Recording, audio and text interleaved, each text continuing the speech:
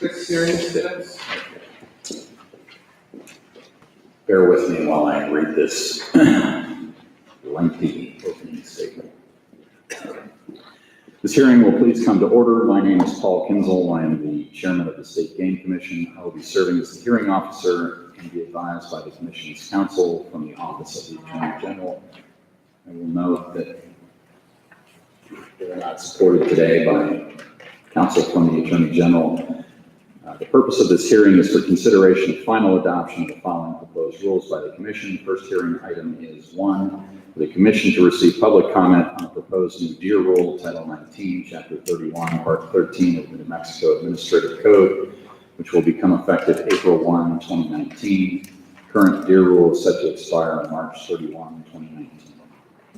Second hearing item is 2, for the commission to receive public comment on the proposed new hunting and fishing manner and method rule, Title 19, Chapter 31, Part 10 of the Administrative Code, which will become effective on April 1, 2019, as proposed.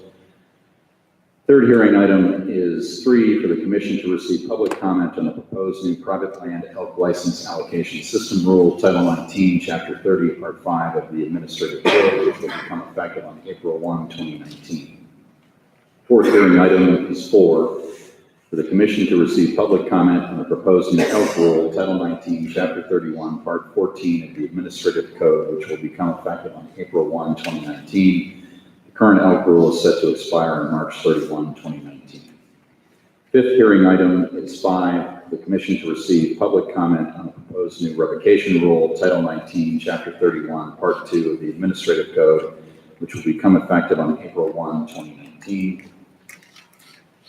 Sixth hearing item is 6, for the commission to receive public comment on the proposed new hunting and fishing licenses and application rule, Title 19, Chapter 31, Part 3 of the Administrative Code. These hearings are being conducted in accordance with the provisions of the Game and Fish Act and the State Rules Act. These hearings are being audio tape recorded. Anyone interested in a copy of the audio tape should contact the Department of Game and Fish to get a copy. Public notice of this hearing was advertised in the New Mexico Register, the Albuquerque Journal, Roswell Daily Record, and the New Mexico Sunshine Portal, and on the department's website. Copies of the new proposed rules have been available on the department's website.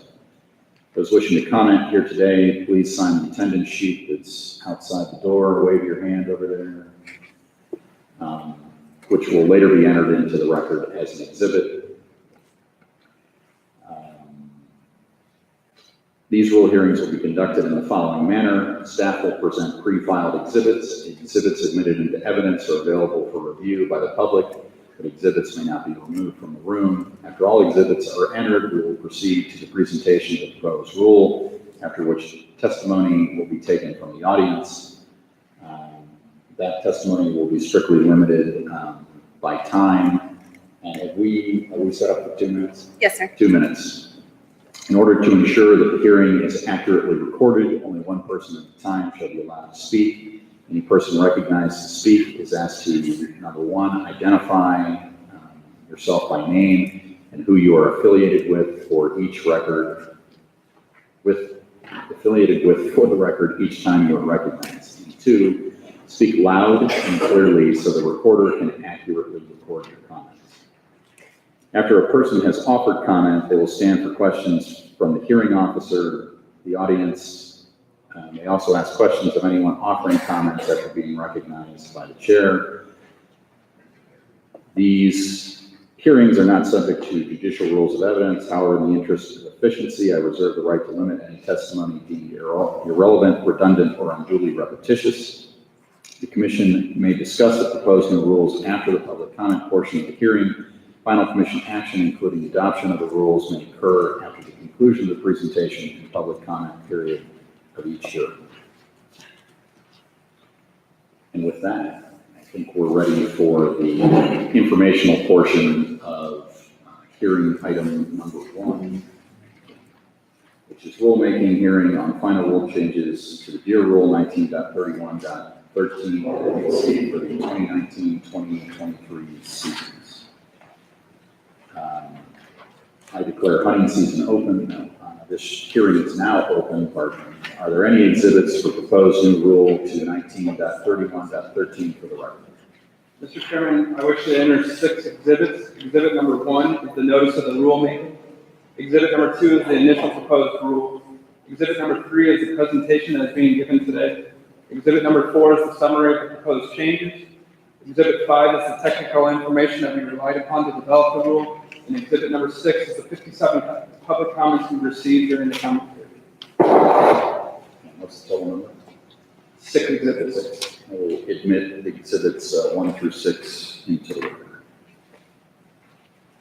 And this includes public comment. Mr. Chairman, that is correct. Public comment is on the CD at the back. You can go ahead and introduce the rule. Mr. Chairman, as stated, this is the informational portion for the deer rule. The deer rule is set to expire in March. We had 4 public meetings specifically for the deer rule and 72 attendees, so fairly well attended. 57 written and or email comments. Most of the comments pertaining to license adjustments were either up or down, both in favor and opposed, so there was not one strong one way or the other.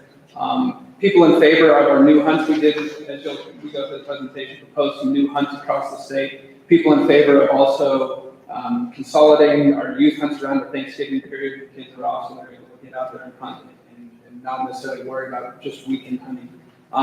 Some comments related to the split archery season, both in favor and opposed. It was kind of split across that.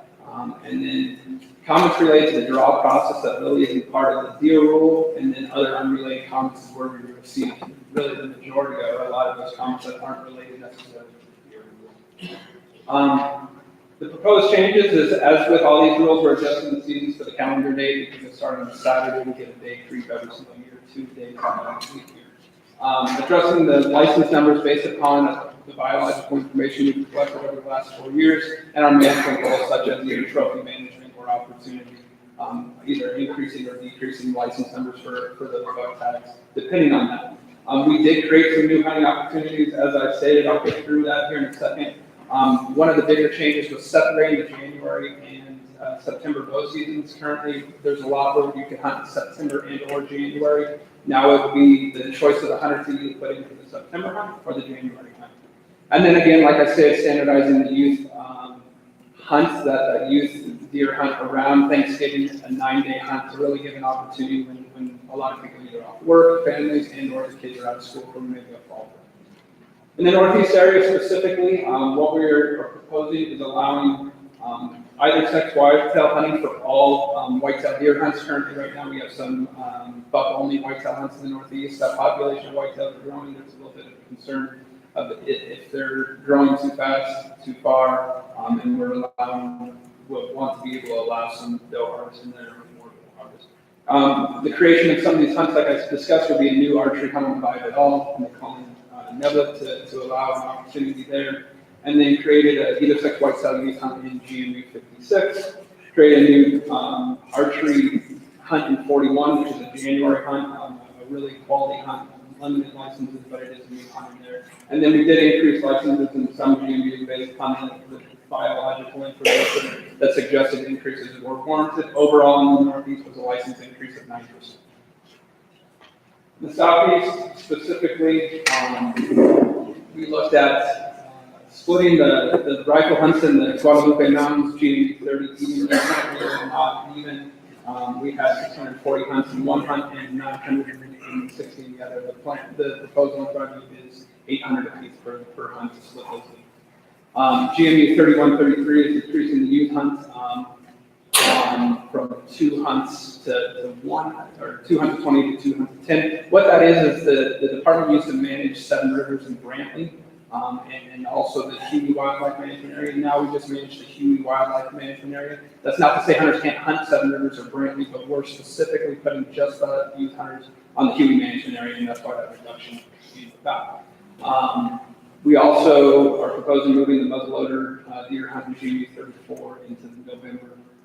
We did increase licenses in the Southeast for an overall increase in 3% license increase overall. There were some GMUs where we did some reductions, but overall it was a 3% increase.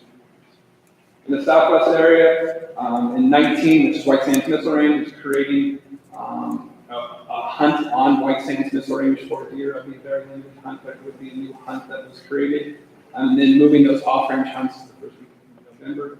We did do some bigger license reductions in the Southwest. In GMU 23 overall, we're proposing a 13% reduction in licenses. In the Burroughs Mountains, another 13% on the Burroughs. And then in GMU 24, 10% reduction. One of the other things we did in the Burrough Mountains was decrease the one any illegal sporting arm weapon hunt, decrease it into one, but we lengthened the hunt period to 9 days, kind of more of a quality hunt experience we hope to get out of that. And then we created a September whitetail cows, deer, archery hunt. We also are allowing the Burrough hunters to hunt the Silver City management area. And one of the bigger things we did in the Southwest was move the January whitetail deer archery hunts from January 1 to 16. We're proposing, or 15, excuse me, we're proposing January 16 to 31. Overall, in the Southwest, when we look at increases, decreases, it is a 4% reduction in licenses in the Southwest, with the biggest reductions occurring again in the Burroughs, GMU 23. In the Northwest area, some of the bigger ones is increased, or now allowing hunters to hunt the sergeant. On those deer hunts, currently the sergeant has not been allowed to be hunted, so we will be opening up the sergeant for that. And then we also created September archery hunt for those WMAs. Currently there is not a September hunt, and we'll have that. We also created a limited late November hunt, really small, limited opportunities. 10 licenses across all those WMAs, but it's an opportunity where we get a lot of those deer moving. GMB 5A, we created a late September muzzleloader hunt. 5B, again, we created a September archery hunt and a late September muzzleloader hunt. GMB 12, we moved that muzzleloader hunt into November, so it's not overlapping with elk hunts. In GMB 14, we created a January archery hunt during kind of that relevant period. And with that, I would take the questions that you may have. God, I have to stick to the script. Give me a moment to sort things out here. We do have one item of public comment. One person wants to do public comment, so let's take that. Chris, can I come up? Yeah, I actually had a chance to talk to Stuart afterwards, so what I was gonna propose is next session. Okay. I'm good on your thing. Failure to launch is what we put on here or something, right?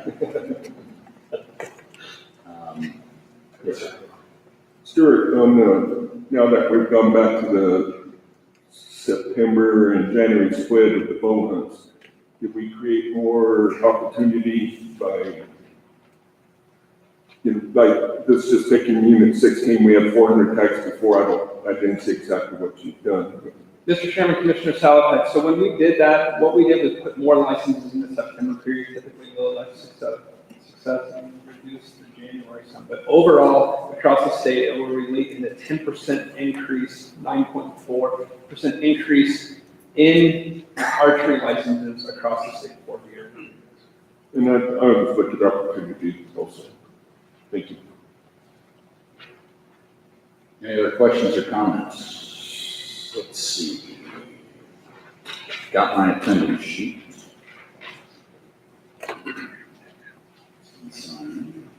I will admit this into evidence, the attendance sheet and the comment card, exhibit number 7. The comments submitted and testimony heard during the rule hearing will be reviewed by the commission and discussed during open session right after I close this hearing.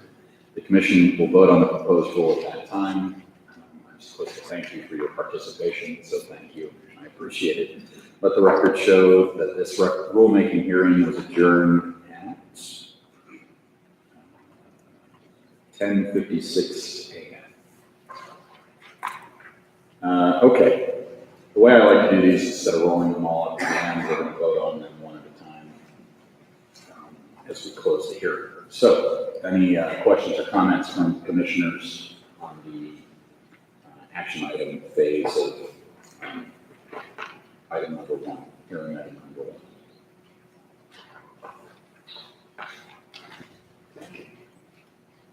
Silence is deafening. Can I get a motion on this? Hearing item? Mr. Chairman, I move to adopt the proposed changes to 19.31.13 NMAC as presented by the department, and allow the department to make minor corrections to comply with filing this rule with state records in North Dakota. Second. Any further discussion?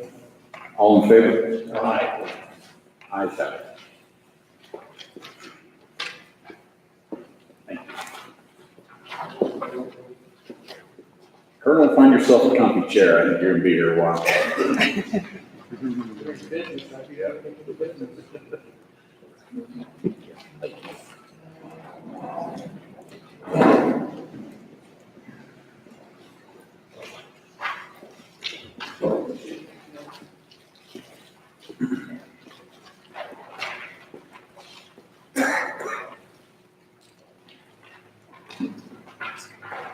All right, we've included item number 1. Hearing item number 2, this is the informational portion of the rulemaking hearing on hunting and fishing manner and method rule 19.31.10 NMAC.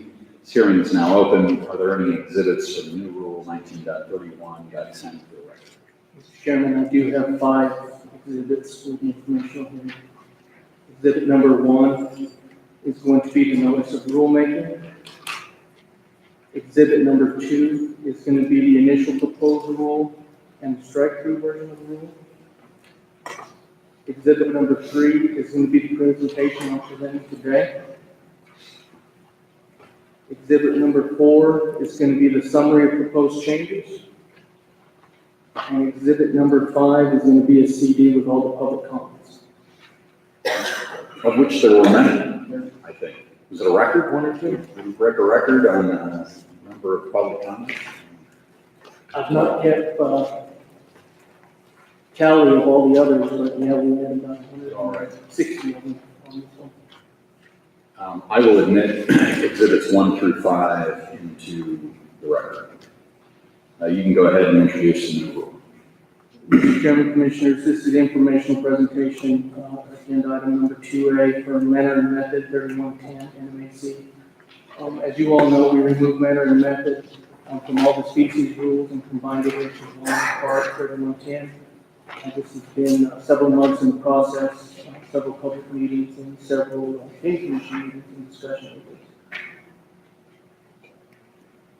So we did have 4 different public meetings throughout the state, had marginal attendance. When we did have large crowds, it was typically pilots, few sportsmen in the group, but we did have them across the state and have submitted the rule to the register and we're going to do today. Part of the manner and method of proposal, we adjusted many definitions, amended and defined new terms. There are several of them that we have gone over in the past with each of you, but made several amendments to those. One of the big ones, one of the big rules is possession of self-protected species. Basically, what we did is amend or proposing to amend the different ways that individuals could legally possess our protected wildlife. Obviously, they can under license or permit, but the only other option we have is a donation certificate. So what we did is adjust that language to a possession certificate to cover temporary situations, temporary legal possession by whether it's a meat processor, a taxidermist, or an individual transporting legally harvested game for the hunter. They will have this possession certificate rather than it being technically donated to them. Another one was sale of game animal parts. Currently, you can sell only the heads, antlers, horns, and hides, claws of protected species. We added rendered bear fat, teeth, and all thoroughbred parts of the items that can be legally sold. You can still not sell internal organs of big game species, but we did have those few. And then possession of game animal parts found in the field, we amended that to add for the seizure of shed antlers if they were collected in violation of criminal trespass, a closure, or road riding.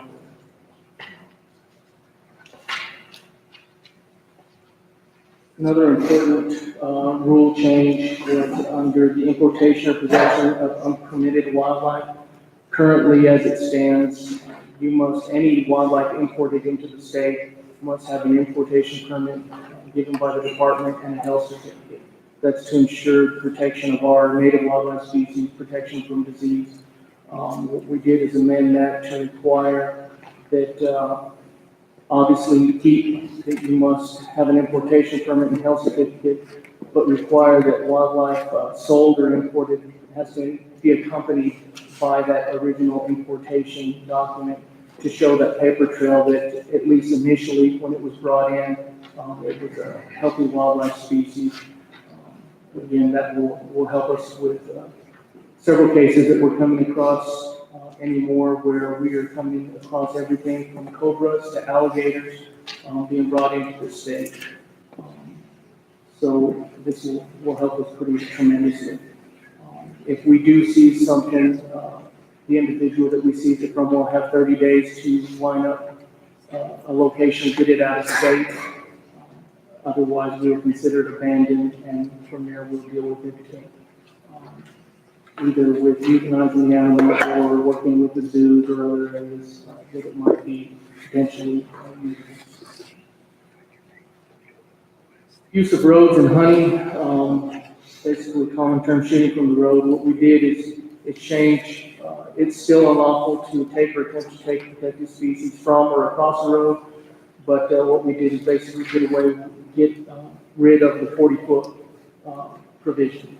So if there is not a right-of-way fence, an individual simply just has to step off the edge of the maintained surface and they can legally shoot at protected species. If there is a right-of-way fence, they must get on the other side of it. So again, basically what we did is get rid of the 40-foot provision to that. Use of aircraft. We defined locate, and basically the proposal would make it unlawful for the purpose of hunting to locate a protected species with the aid of an aircraft or drone during the periods of August 1st to January 31st of each license year. It would not apply to commercial or direct flights or any other flight that was not for the purpose of hunting. Vehicles being driven off-road. Again, currently it's unlawful to drive or ride a motor vehicle off-road if the vehicle bears a licensed hunter. What we're proposing is allowing private landowners to give written permission to an individual to drive off-road on their private property only. We do have issues with this during the antelope hunts, and we're not very successful in the court system when the hunter shows up with the landowner and the landowner says, I don't mind if he's driving on off-road. So it's their property. I'm just proposing that they have that ability. It would not apply, they could not give written permission to drive off-road if they're involved in unitization or ranch-wide or unit-wide agreement, or if it's property that the department is paying for public access. And the reason for that is we don't want certain individuals to have the ability to drive off-road and other individuals who are hunting that same piece of property to not. So we just eliminated that portion.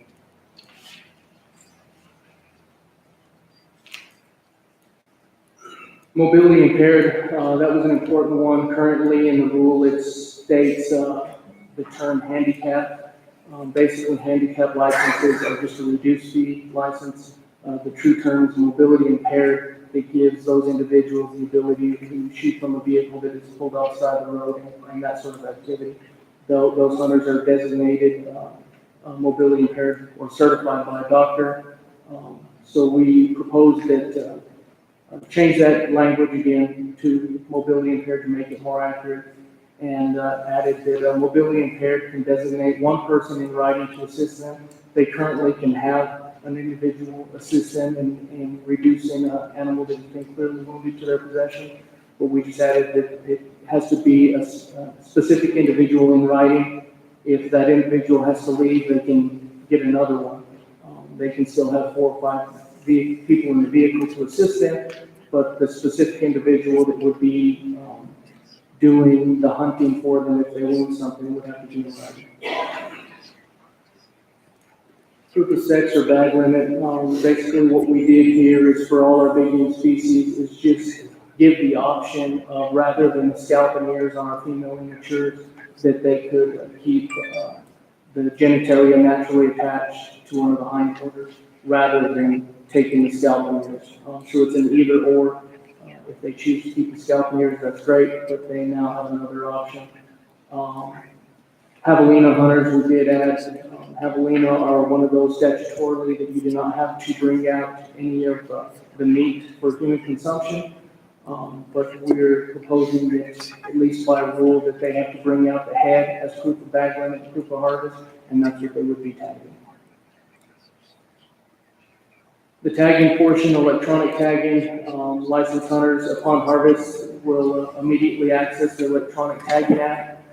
The app will provide an e-tag number, their customer identification number, and the date of kill. That hunter will then write on that information on durable material with permanent ink and attach it to the appropriate parts on the carcass, similar to the carcass tag that we currently have. If it's an antlered animal, they'll put one on the antler and then one on the hock. And then the regular carcass tag will remain the same and consistent with electronic. Contiguous deeded property, this is a big one, particularly here in the southeast part of the state. What we're going to do is we wrote the rule to allow a ranch, private land area. It's contiguous and it overlaps into 2 or more game management units, regardless of the season dates, that those individuals could come to an area office and talk to one of our captains, show that they own the property, sign a yearly agreement, and then what it would do is allow them to hunt their whole ranch, contiguous deeded property, regardless of those GMU boundaries. The season dates and bag limit and weapon type would be determined on which GMU takes up the majority of that private land range. It would be based on that. If they do agree to sign up for this program, it's an all or none. You can't hunt the contiguous overlapping into other GMUs and then hunt that portion of the ranch that's a specific GMU during that GMU's time frame. It's the majority of the ranch you would hunt based on those dates over the entire ranch. Some miscellaneous manner and method types, use of dogs. Currently, we have individuals registered tracking dogs with the department. We're recommending that they no longer have to register with the department, but that they could use no more than 2 dogs, and the dogs must be under control of a leash the whole time. As we've researched, a lot of it, those dogs are pretty meticulous, slow moving. They're not much of any distraction. Should not affect other hunters. They're pretty quiet when they work, so it should be a pretty good deal. Use of bait, really what we did is baiting is obviously still illegal, but we made it consistent with the federal rule in the 10-day limit that bait must be completely void and eliminated 10 days prior to hunting that area, which includes feeders. So, hunting captive big game species, basically again, getting ahead of some of these high game proof fences that are not Class A parks, make it where an individual could not hunt these areas, basically confine wildlife in these areas. Collars and tracking devices, currently it's unlawful to put collars on bears and lions. We're recommending to spread that across all big game species. We are starting to see cases where we're having bighorn sheep collared and other species collared with tracking collars and using them to either locate that specific animal for training or herds that are running with that specific animal. This is beyond our pay. Correct. Yeah, not our collars. The use of cellular or cell or satellite cameras, game cameras, just presenting that it is unlawful to use any of the cellular or satellite trail cameras, real-time cameras, regular trail cameras that are with SD card would still be completely legal, just the cell cameras are set up. You gotta get out in the field and check the camera. Correct. Some fishing proposals allow on trot lines, instead of writing all your information, name, date of birth, address, just allowing the customer identification number, again, just for the protection of our sportsmen, having that personal information out there. And then obviously, we also had proposed eliminating the limit on angling hooks in the San Juan, which was another contentious between that and flying. We would probably had 20 comments. I'll be honest, Mr. Chairman. When you're talking about that specific part of it, what, are you going page by page on yours? Could you tell us what page that's on Which portion? of the, books?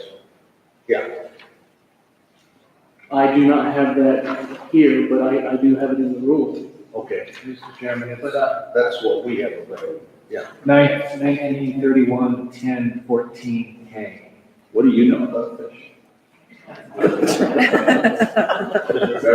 Chairman, Commissioner Montoya, Director Saunders have that specific one. Run that. 14, K.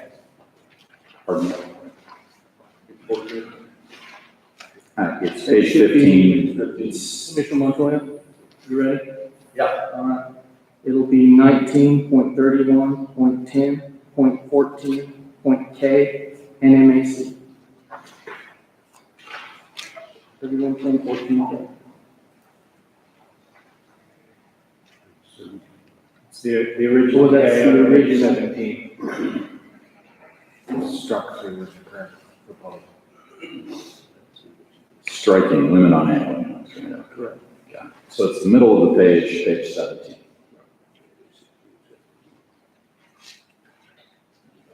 For those of you following along at home, page 17.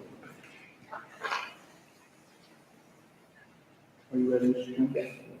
Also simplified the language in bait fish and simplified the language on the use of boats and motors on the lakes and waters across the state. Clarified some language and specific violations and the method for our penalty assessment misdemeanors. Like I said, we did have lots of public participation. We had approximately 155 public comments as of last night at 5 p.m. As you can see, the aircraft rule and the two flies were the bulk of the public comment. But we did have lots of public participation in this process. With that, I'll take questions.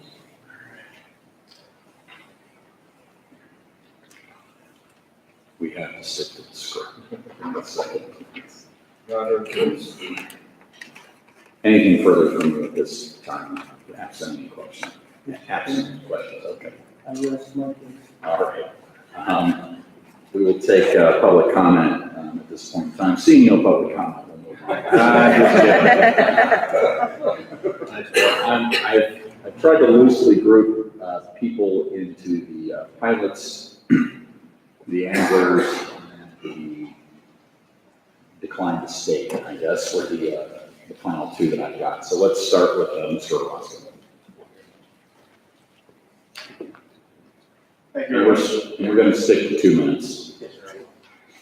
Thank you, Chairman, Commissioners, Director, and the staff of Fish and Game. I think you guys have done a great job, all of you, and we appreciate you. You probably recognize me. I've been speaking to you a time or two. Tried to grow a beard so I could sneak in, but obviously that didn't work.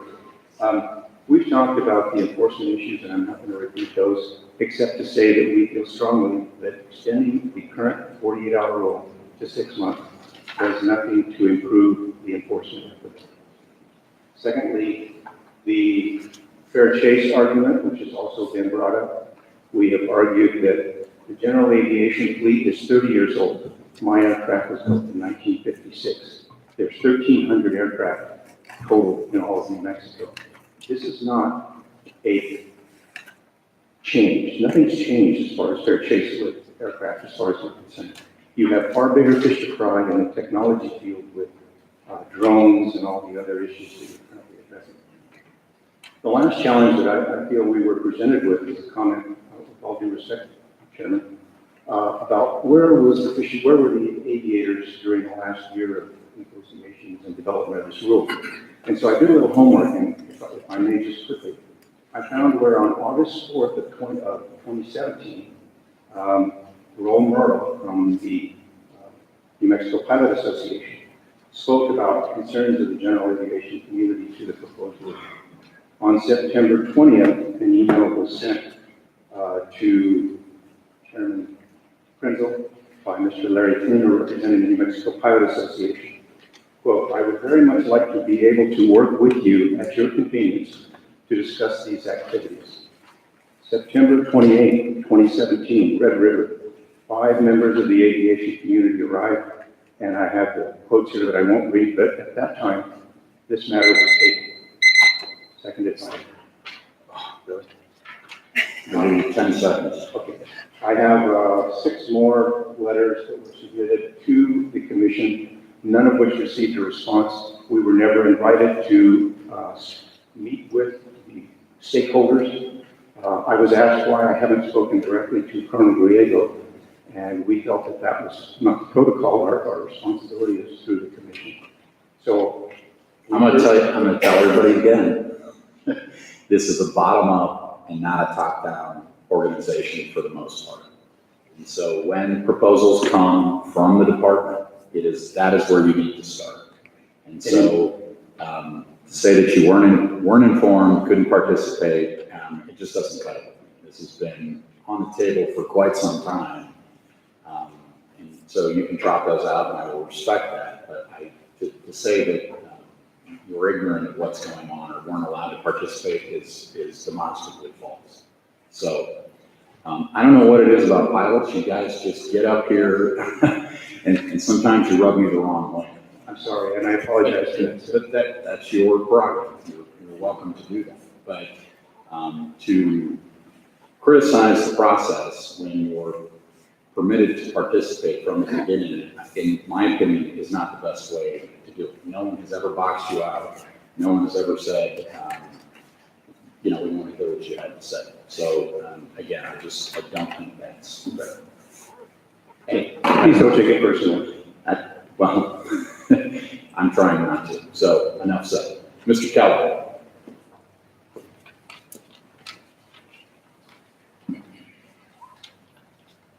Mr. Chairman, Commissioners, Director Sloan, my name is Ron Keller. I'm representing the Recreational Aviation Foundation, New Mexico Pilots Association, and New Mexico Strip Network. I am both a pilot and a hunter in New Mexico. With respect to the proposed rule change regarding use of aircraft, I would like to express my opposition to the proposal. If this is an attempt to help enforce and apprehend violators, it will not work. I predict it will cause dozens of false reports of illegal activity that will tie up enforcement officers. The rule breakers will still break the rule, and we legitimate pilots will face unwarranted interrogations. If this is really an issue of fair chase, thinly veiled as an enforcement issue, then why stop with aircraft? I propose you make it illegal to use information derived from fish finders to locate schools of fish for the purpose of harvesting fish. For someone relegated to fishing from the bank of a lake, a boat equipped with a fish finder provides an unfair advantage to locate fish. This is also an issue of fair chase, since the information derived can be used in real time. I would like for you to consider this concept carefully, since I see many parallels to your use of aircraft proposal. It is my view that changing the use of aircraft rule to lengthen the time frame from the current 48-hour rule will have a detrimental effect on the free access airspace that is regulated by the FAA and access to recreational areas. Or I'm strongly opposed to such a rule change. Thank you. Thank you.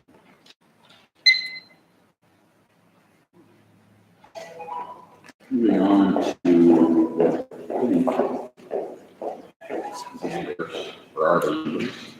Cooper O'Connor.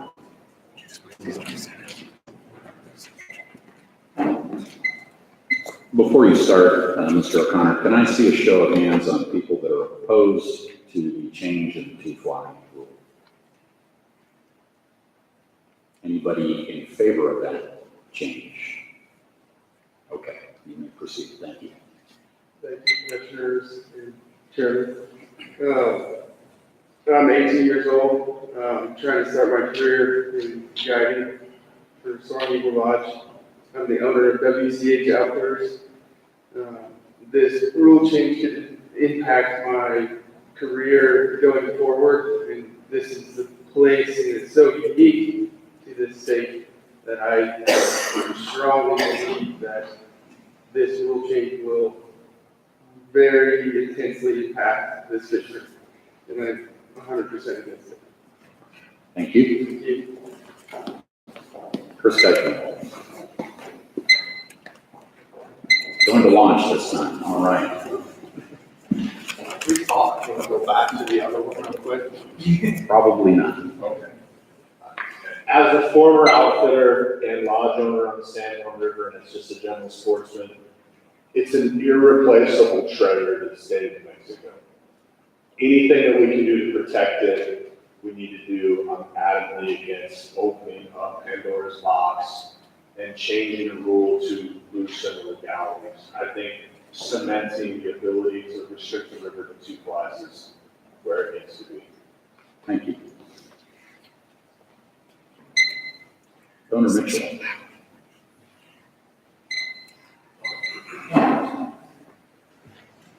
I told you to stick around, right? Thank you, Commissioners. I'm Connor Mitchell. I represent Trout Unlimited. I'm also a former guide and fly shop owner, and I've been angling on the San Juan my whole life. I went through the whole manner, method, rule, and thing in fishing, and every single thing in there seems to be in the interest of improving the resource or improving the activity. This thing on the San Juan does neither of those things. It makes fishing less high quality for all the fish that are going to be snagged with the use of many hooks, and it affects the resource that way. It affects the fishing for anglers, but it also degrades the economy generated by this fishery. I've heard throughout this meeting a lot of concern for the livelihood of guiding and outdoor pursuits. This rule change would be detrimental to that, and I really hope you'll consider not eliminating the two-fly rule. Thank you very much. Thank you. Trustee Hill.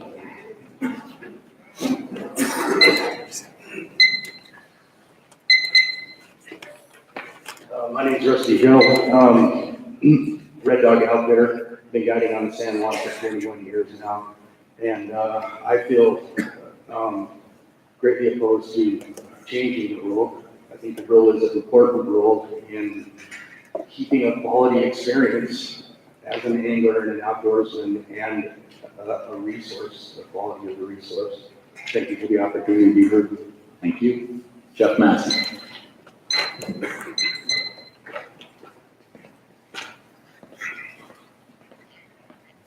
Hello, Commissioners. I'm Jeff Massey. I'm the owner of Soaring Eagle Lodge and longtime guide on the San Juan River. About 12 years ago, we were able to get this rule put in place of two flies only. We had to work really hard to get it, and it would be a shame to see it just disappear. The fishery, the health of the fishery is probably about as good as I've seen it in a very, very long time. And just throwing the rule out and risking changing that and hurting the fishery doesn't make sense to me. The old saying is, it's not broken, don't fix it. And that's kind of how I feel about it. I don't think that needs to be removed. I think it needs to stay in place. And we need to continue to protect that fishery. Thank you. Do you know Cooper O'Connor? How's he doing? How's he what? How's he doing? Oh, he's great. All right. All right. See? Taking care of it. Got a reference for you here on your resume. Thank you. I appreciate your comment. Martin Joyce.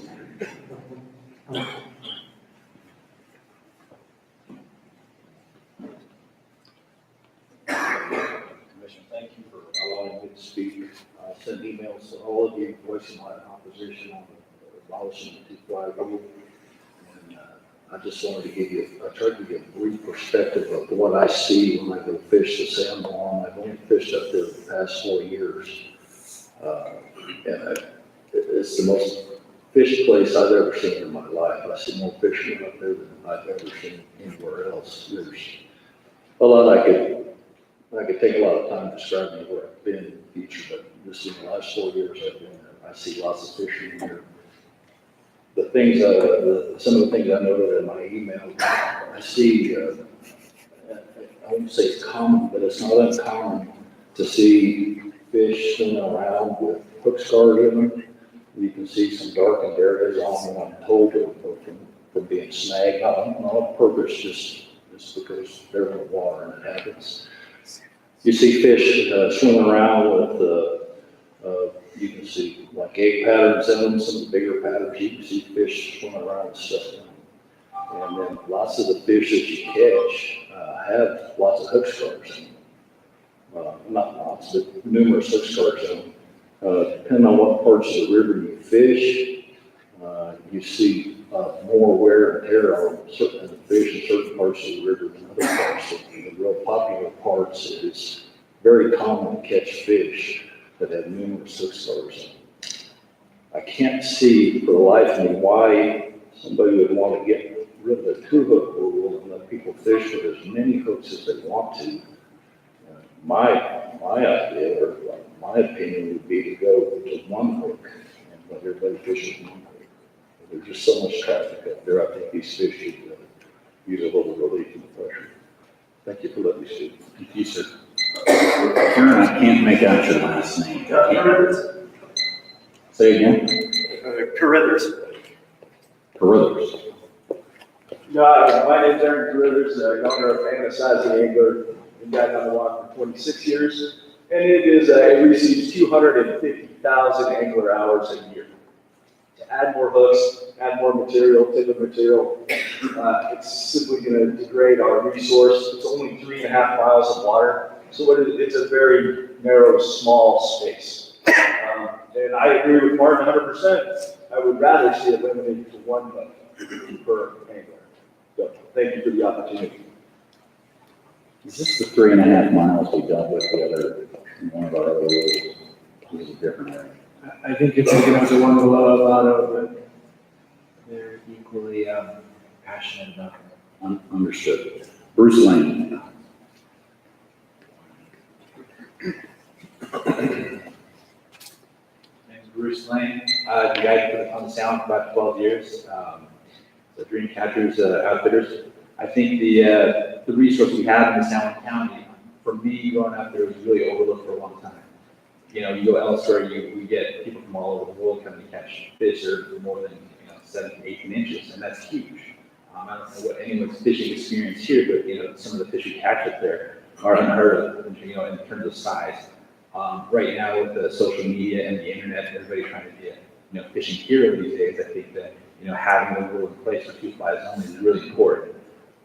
There's only going to be more people, and like the other, Martin and Aaron Carruthers, anything maybe go to 1 fly, but to increase the, we're given this, for the amount of guys that are on the river, we want to give this fish a chance. We don't want to be able to go out there, not just guys, but just fishing in general. Go out there. It's not about, fly fishing is not about the number of fish you catch or trying to, show off your friends. It's a whole different experience up in northern New Mexico. You really can't get anywhere else. I mean, you've got the mesas, you got the terrain, you got everything else. It's really a gem in the desert. And one of the magazines kind of said, I overlooked it for a long time. I really want to preserve it. I think it's a special place. It took me, 23, 24 years of my life to discover it and understand what it's all about. And the new signs look great, so I don't know why anybody would want to change them already. I mean, we got the red chili designated water. I don't know how many other places really catch, you can kind of, it's got such a great vibe. And, as outfitters and guides, I take some kind of honor to be able to teach people the right way to give, trout, to catch them properly, not snagging them accidentally. You know, there's kind of an etiquette that people look to us for education, and we're kind of teaching in that sense. So, thank you for your time, appreciate it. Thank you. Brad Miller. Thank you, guys. I'm Brad Miller, that does fly fishing. I have, as well as everybody else, who opposes the two-fly rule. I think it's a special fishery that we need to protect. I think adding or increasing more flies is going to be detrimental to the fishery overall. I'd like to see the rules stay the same. Thank you. Thank you. That would be the last of the anglers, the decline to state. Travis, you had a withdrawn comment. Is Travis still here? Okay. Rob Pepper? I get that right or completely wrong? No, that's correct. Okay. Thank you, Chairman and Commissioners. I'm Rob Pepper with Heads Up Fly Fishing. I've been a guide on San Juan now for 7 years, and I don't see why we would want to regress what took, like Jeff Massey said, what took us 12 years to get put in place, or it took us time 12 years ago to put in place, why we would now want to regress and remove that rule. So thank you for your time. Thank you. That is the last of the comment cards I've got. Are there any other exhibits you need to enter? I've got a few pieces of paper that are part of the comment cards, which I'll enter as an exhibit. Anything, you have anything first? Chairman, we do not. I'm going to enter the attendance sheet and comment cards as exhibit 6.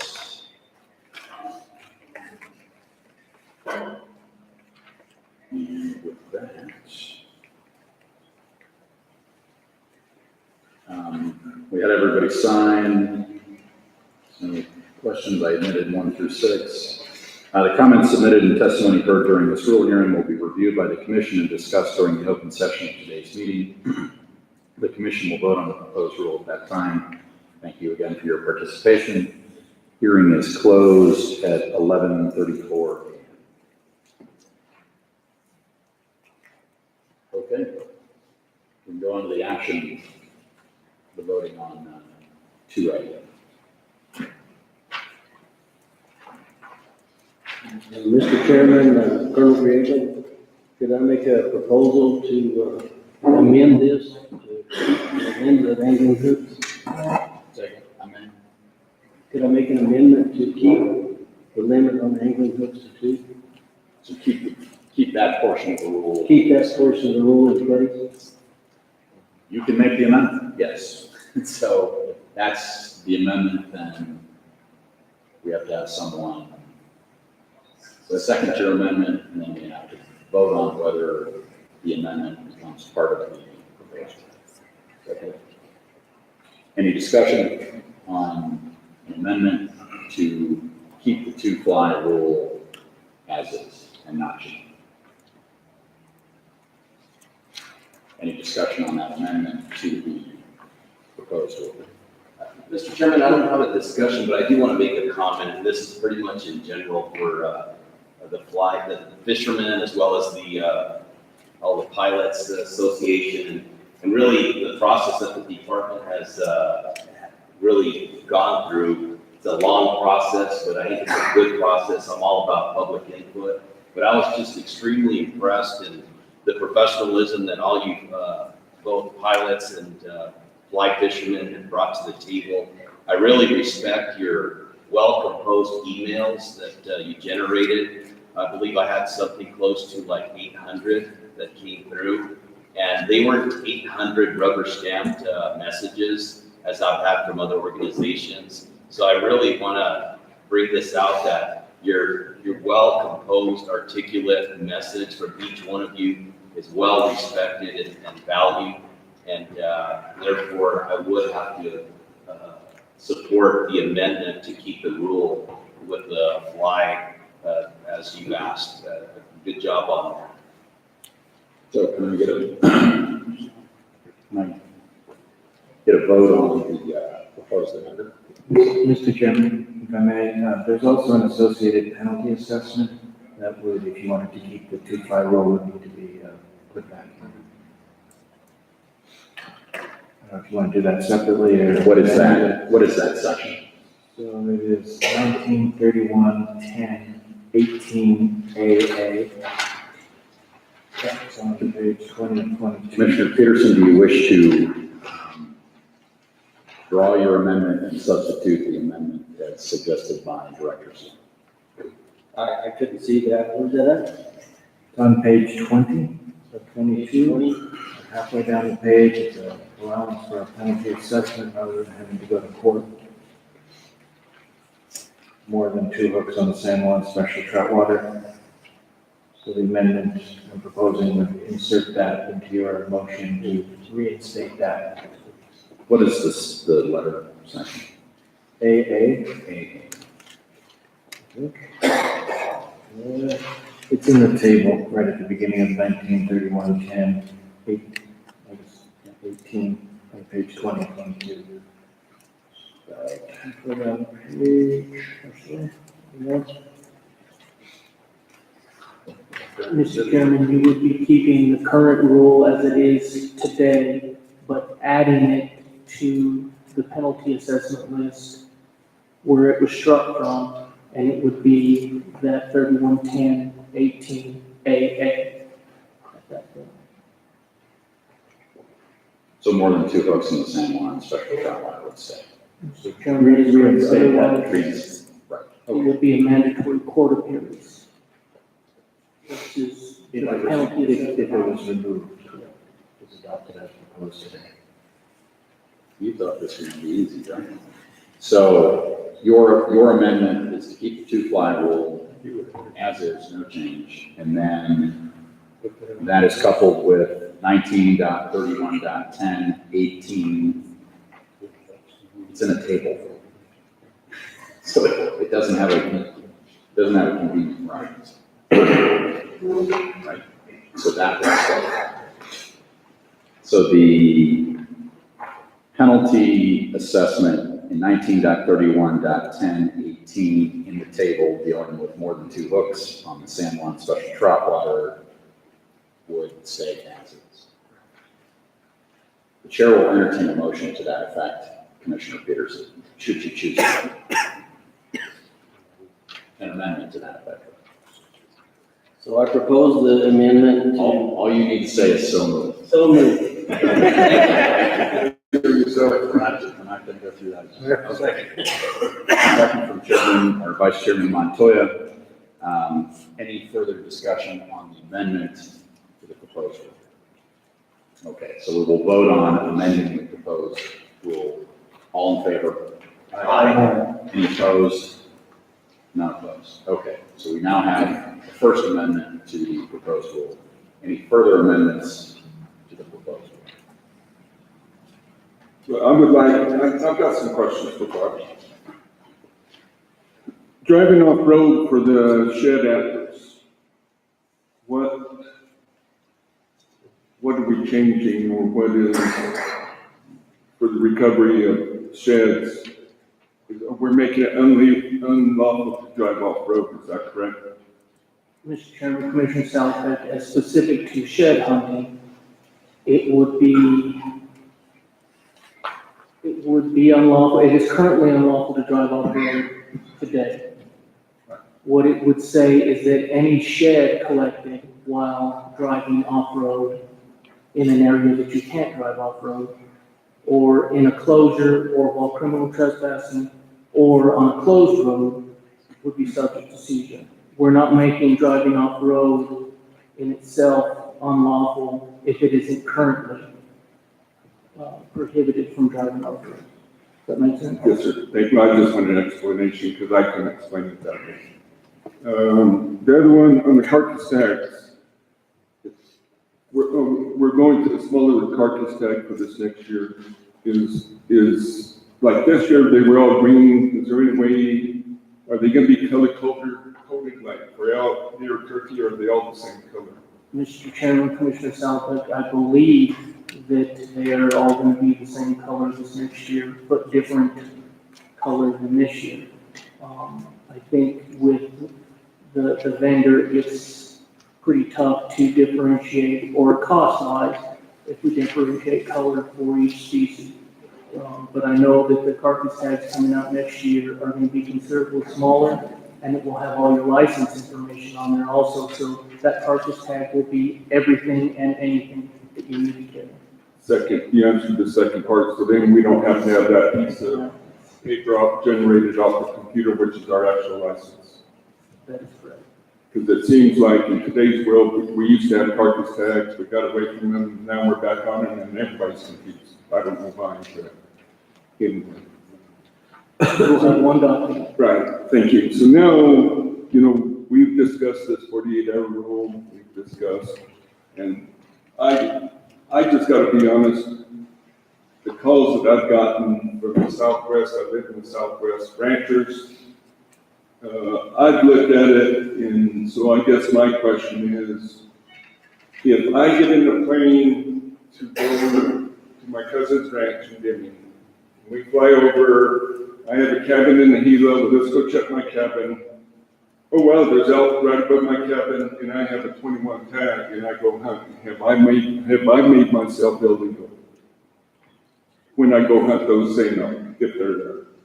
Mr. Chairman, Commissioner Salopek, again, it would depend on the purpose of that flight. It's, what we tried to bring to you as a commission was a rule that was consistent with what we're seeing being combated across the West. Again, I understand the fear behind how's this going to be applied.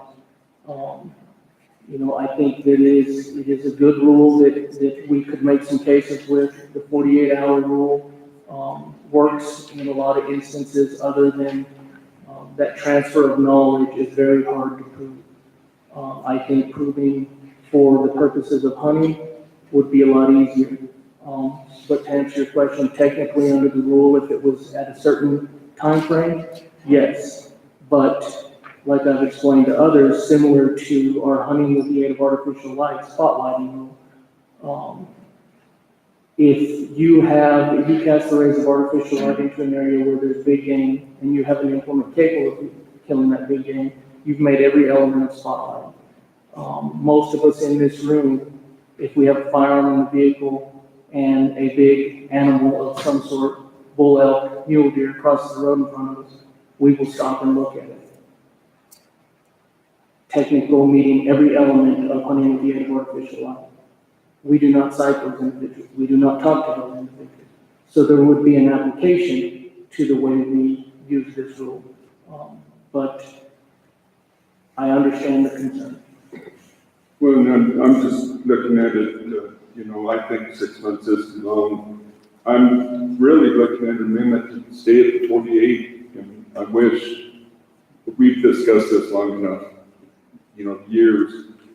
Looking at it, I don't know if 7296, 5 days a week would not answer more of our questions than the 6-month rule, is the way I'm looking at it. And I just think we're gonna make innocent hunters, now they're gonna have a stigma. If we're after a few, I think we're potentially gonna make a lot of hunters illegal. It scares me to make myself, much less anybody else, constituents out there that illegal. That's just how I feel right now.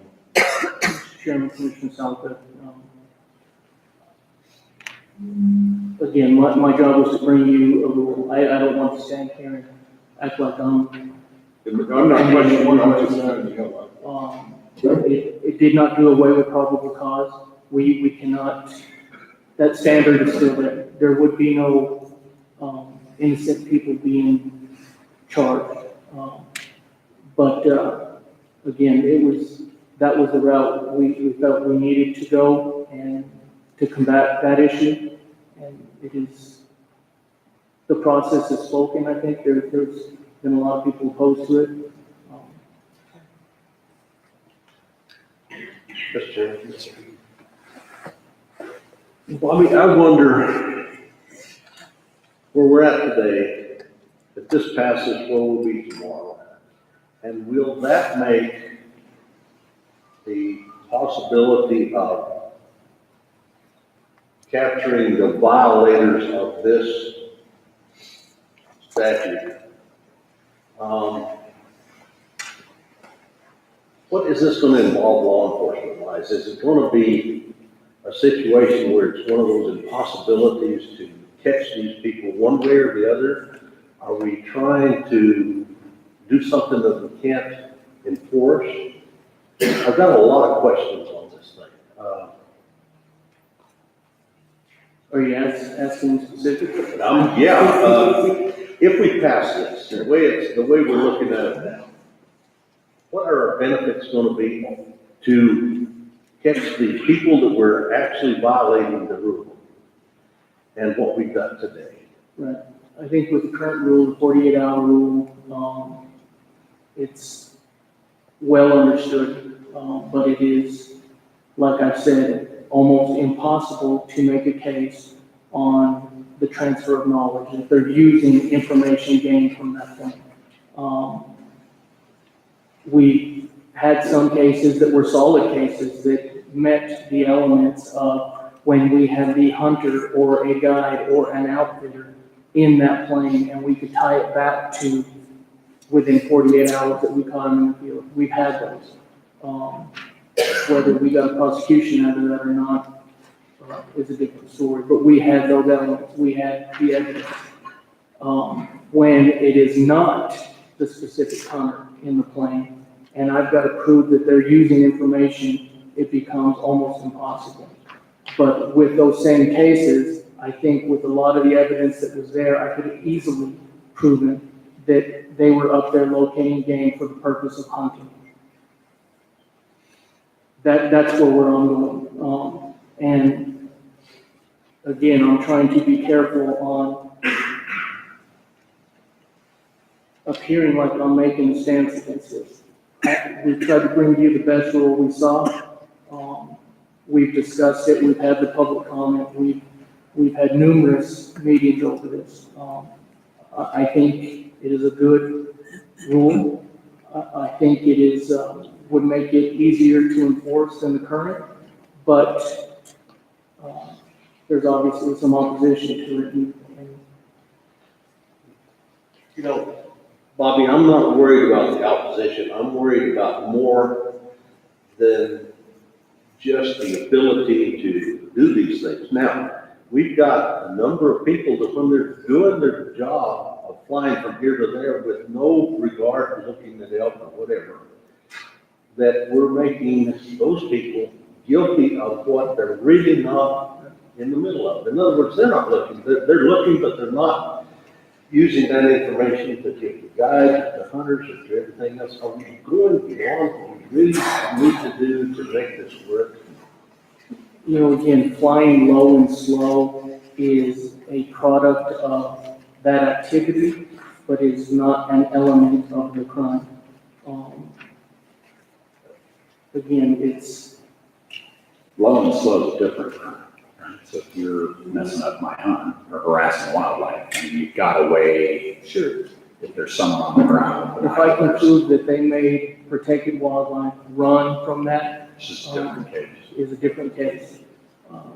But again, just like anything, we have to have reasonable suspicion to make that stop, but we have to have probable cause to bring forward charges. All of these go to the district attorney's office. You know, the concern of bad citations being written, I'm not concerned about. Is there the potential that pilots would be contacted slightly more? Maybe. We get tail numbers constantly, every year, currently. And we're not accusing, harassing, interrogating pilots today. Because there's a lot of it that goes into it.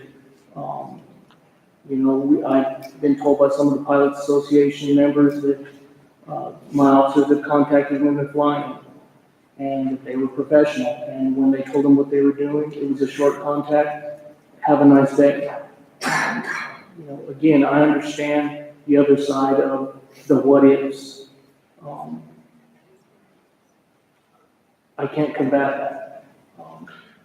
Well, you understand that our job is to try to do this the best we can, backing you guys up, but nevertheless not putting innocent people in jeopardy over the things that we think we're doing right. That's what's pulling me in two different directions here. Mr. Chairman, Commissioner Montoya, if you feel that way, I mean, that's what you're out there for. Again, I think we brought you a good word. Well, it's a hard program that we're trying to put together, and I want to be sure that we're right on it. I don't know if you can say that. Chairman Kinzel, and I know I was one of the advocates for the new rule. I did see it in that way, but I gotta be honest with you, the more and more we've dove into it, and again, I respect this process that we're doing, I think it also goes back into education, and really advertising the importance of why not to be running out of the air and advertising on our regs a little better and maybe videos that also, educating people. And I would have to like to entertain an amendment to leave the rule as it currently stands here today. So is that a motion to amend? Yes, sir. So therefore, I move to amend the proposed rule to leave it as it currently has been in the past with regards to the flying that was presented today, with regard to 48 hours, with regards to 48 hours. Mr. Chairman, I believe that would mean keeping the original 1931-10, 11, E, F, and G. Is that what you're saying, Commissioner? Yes, sir, that is what I'm saying, so moved. Which are on page 8 of 22. 8, you said?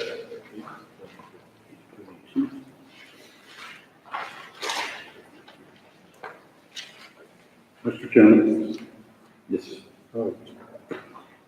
reading the language that's proposed, for the life of me, I don't see that this stops any pilot from flying any place it feels like. The department is not taking over the role of the FAA. I don't see that it stops any hunter from grabbing a plane and flying it to camp. I read it over and over and over, and it doesn't look like it's that dangerous to me, although I will support your amendment, Ralph. Mr. Chairman, we have a motion on the floor. I think, did we get a second? We haven't gotten a second yet. I need a second on that. Well, so was that a second, Rob? I guess, yeah, That's all I took it. I do believe we now have we would call that a speaking objection, or it's a speaking second. Don't second. Any discussion on the proposed amendment, further discussion? Okay, all in favor? Aye. Any opposed? None opposed, so we have two amendments now to the proposal.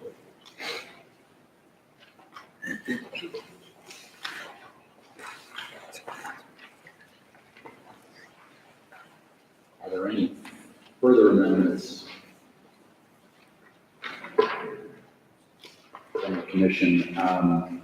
Director Sloan, refresh my memory on the effective date. Effective date of this rule will be April 1st. So is this one of the rules, do we need to move that up? No. We're okay on it. No, for this one. The license application rule, we'll need to discuss that issue. Which one? License application rule, Okay, that one, we need to move the date forward to January 1st. to January 1st, so there's no change on the effective date.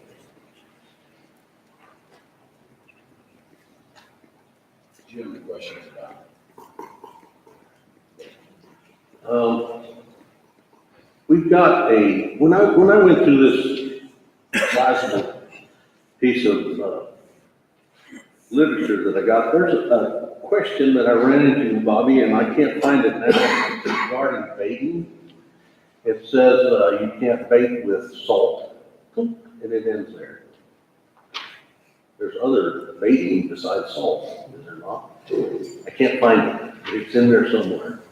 I think it's part of something that was left out, and it includes other things other than just salt. Mr.